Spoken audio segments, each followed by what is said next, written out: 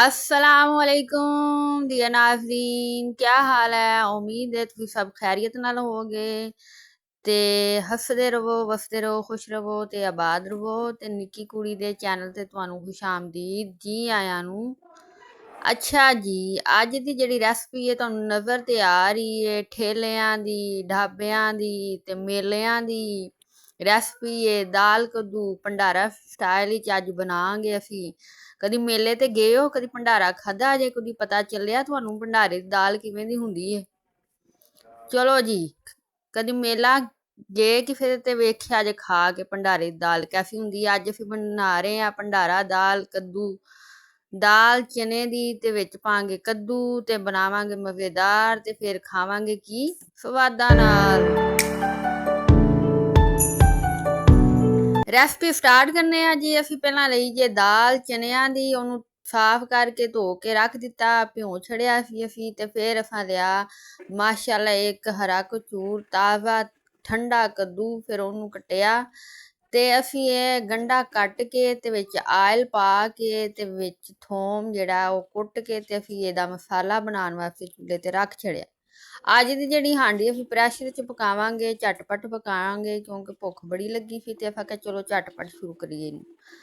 ਤੇ ਥੋਮ ਗੰਢਾ ਪਾ ਕੇ ਪਿਆਜ਼ ਕੱਟ ਕੇ ਵਿੱਚ ਘਿਓ ਆਇਲ ਪਾ ਕੇ ਉਹਨੂੰ ਆਪਾਂ ਭੁੰਨਿਆ ਲਾਈਟ ਜਿਹਾ ਗੰਢਾ ਬਰਾਊਨ ਹੋਇਆ ਤੇ ਵਿੱਚ ਅਸੀਂ ਛੱਟਾ ਲਾ ਕੇ ਪਾਣੀ ਦਾ ਪਾਈਏ ਹਲਦੀ ਮਿਰਚ ਤੇ ਨਮਕ ਤੇ ਦੜਾ ਮਿਰਚ ਤੇ ਟਮਾਟਰ। ਤੇ ਹੁਣ ਅਸਾਂ ਜੀ ਪਾਇਆ ਜੀ ਕੱਦੂ ਵਿੱਚ। ਹੁਣ ਜੀ ਅਸੀਂ ਤੁਹਾਡੀ ਸਭ ਦੀ ਫੇਵਰਟ ਤੇ ਗਰਮੀਆਂ ਦੀ ਠੰਡੀ ਸਬਜ਼ੀ ਕੱਦੂ ਸ਼ਰੀਫ ਵਿੱਚ ਪਾ ਛੜਿਆ ਤੇ ਇਹਨੂੰ ਹੁਣ ਅਸਾਂ ਲੈਣਾ ਭੁੰਨ। ਤੇ ਚੰਗੀ ਤਰ੍ਹਾਂ ਭੁੰਨਣ ਤੋਂ ਬਾਅਦ ਥੋੜਾ ਜਿਹਾ ਅਸੀਂ ਇਹਦੇ ਵਿੱਚ ਪਾ ਕੇ ਪਾਣੀ ਤੇ ਨਾਲ ਹੀ ਅਸਾਂ ਪਾ ਦੇਣੀ ਹੈ ਦਾਲ।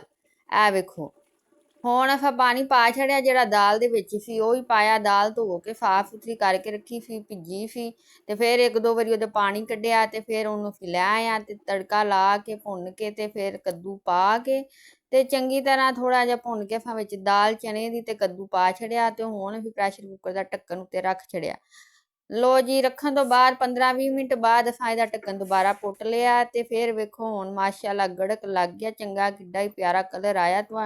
ਤੁਸੀਂ ਜ਼ਰੂਰ ਕਿਸੇ ਮੇਲੇ ਤੇ ਜਾਣਾ ਆਪਣੇ ਪਿੰਡ 'ਚ ਜਾਂ ਲੱਗਦੇ ਜਾਂ ਅੱਗੇ ਜਾਂ ਪਿੱਛੇ ਤੇ ਜ਼ਰੂਰ ਇਹ ਦਾਲ ਖਾਣਾ। ਭੰਡਾਰੇ ਦੀ ਲਾਈਨ 'ਚ ਲੱਗ ਕੇ ਲੱਭਦੀ ਪਰ ਮਜ਼ੇਦਾਰ ਹੁੰਦੀ ਹੈ। ਨਾਲ ਤੰਦੂਰ ਦੀ ਰੋਟੀ ਤੇ ਨਾਲ ਸਲਾਦ ਤੇ ਖਾਇਆ ਜੇ ਮਜ਼ੇ ਨਾਲ। ਤੇ ਫਿਰ ਨਿੱਕੀ ਕੁੜੀ ਦੇ ਚੈਨਲ ਨੂੰ ਯਾਦ ਕਰਿਆ ਜੇ। ਦਾਲ ਵੇਖੋ ਸਾਡੀ ਜਿਹੜੀ ਆ ਪੱਕ ਕੇ ਤਿਆਰ ਹੋ ਚੁੱਕੀ ਹੈ ਤਕਰੀਬਨ, ਕਿਵੇਂ ਗੜਕ ਲੱਗਾ ਹੈ। ਹੁਣ ਅਸੀਂ ਇਹਦੇ ਵਿੱਚ ਪਾ ਦੇਣੀ ਕਾਲੀ ਮਿਰਚ। ਲੋ ਜੀ, ਕਾਲੀ ਮਿਰਚ ਫੱਟੀ ਗਈ ਹੈ ਵਿੱਚ ਤੇ ਨਾਲ ਹੀ ਹਰਾ ਧਨੀਆ। ਮਾਸ਼ਾਅੱਲਾ ਵੇਖੋ ਅੱਲਾ ਦੀ ਸ਼ਾਨ ਕਿੱਡਾ ਪਿਆਰਾ ਕਲਰ ਆ ਗਿਆ ਤੇ ਦਾਲ ਬਹੁਤ ਹੀ ਮਜ਼ੇਦਾਰ ਬਣੀ ਹੈ ਤੇ ਤੁਸੀਂ ਜ਼ਰੂਰ ਟਰਾਈ ਕਰਨਾ। ਤੇ ਹੁਣ ਜੇ ਤੁਸੀਂ ਇੱਥੇ ਤੱਕ ਆ ਹੀ ਗਏ ਹੋ ਤੇ ਫਿਰ ਇੰਝ ਕਰੋ, ਕੀ ਕਰੋ ਭਲਾ, ਆਪਣਾ ਅੰਗੂਠਾ ਸਿੱਧਾ ਕਰੋ ਤੇ ਉਹਨੂੰ ਜਿਹੜਾ ਲਾਲ ਬਟਨ ਦਿਖਦਾ ਪਿਆ ਸਬਸਕ੍ਰਾਈਬਰ ਦਾ ਉੱਥੇ ਲਾ ਦਿਓ।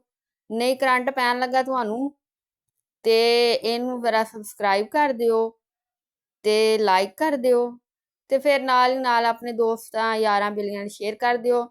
ਮਿਲਾਂਗੇ ਨਈ ਰੈਸਪੀ ਨਾਲ ਤੇ ਨਏ ਵਲੋਗ ਨਾਲ। ਤੇ ਹੁਣ ਸਾਨੂੰ ਦਿਓ ਇਜਾਜ਼ਤ। ਅੱਲਾ ਹਾਫਿਜ਼।